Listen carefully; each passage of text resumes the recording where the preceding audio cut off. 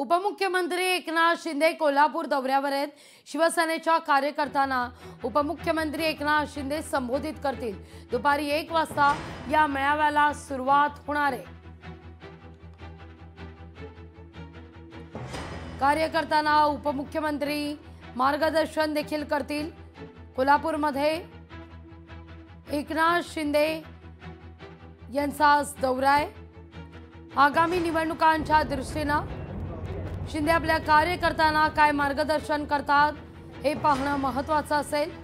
अधिक माहिती घेण्याकरता थेट जाऊया आपले प्रतिनिधी सतेज औंधकर यांच्याकडे। सतेज, खरं तर पश्चिम महाराष्ट्राचा सगळा पट्टा म्हटला तर त्या ठिकाणी आत्तापर्यंत जर आपण पाहिलं तर राष्ट्रवादी काँग्रेसचा दबदबा राहिलेला आहे, पण आगामी निवडणुकांच्या दृष्टीने शिवसेना सुद्धा आता शिंदेंची शिवसेना सुद्धा त्या ठिकाणी भक्कमपणे पाय रोवू पाहतीये। त्याच दृष्टीने शिंदेंचा आज कोल्हापूरमध्ये दौरा।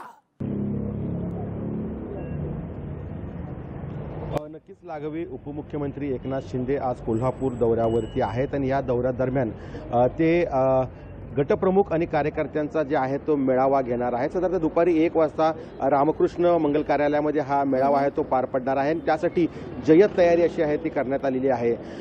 मंत्री प्रकाश आंबेडकर आणि राज्य नियोजन मंडळाचे कार्यकारी अध्यक्ष राजेश क्षीरसागर यांनी या मेळाव्याचं नियोजन केलेलं आहे। त्यासाठी सर्व गटप्रमुखांना निमंत्रित देखील करण्यात आलेलं आहे। साधारणतः दुपारी 1च्या सुमारास ते या मेळाव्याला संबोधित करण्यात आहेत। काल पाहिलं तर स्थानिक स्वराज्य संस्थांच्या निवडणुका आहेत त्या जाहीर झालेल्या आहेत आणि या निवडणुका जाहीर झाल्यानंतर पहिलाच मेळावा आहे तो कोल्हापुरात होतोय आणि या निवडणुकांच्या पार्श्वभूमीवरती शिंदेंची जी शिवसेना आहे ती खरं तर मोठ्या ताकदीने कोल्हापुरातून अगदी लढणार असल्याचं या निमित्तानं आपल्याला पाहायला मिळतंय।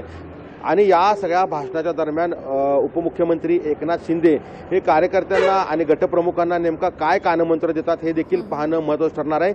मात्र रामकृष्ण लॉनमध्ये जवळपास 1,500 ते 2,000 गटप्रमुखांचा जो बसण्याची व्यवस्था आहे ती करण्यात आलेली आहे आणि जय्यत तयारी अशी करण्यात आल्याचं आपल्याला पाहायला मिळतोय। त्यामुळं कालच स्थानिक स्वराज्य संस्थांच्या निवडणुका जाहीर झाल्यानंतर आज एकनाथ शिंदे जे कोल्हापुरात येत आहेत आणि कोल्हापुरात गटप्रमुखांना जे आहे ते संबोधित करतायत आणि त्याची तयारी आहे त्यात अंतिम टप्प्यात आल्याचं आपल्याला पाहायला मिळतंय।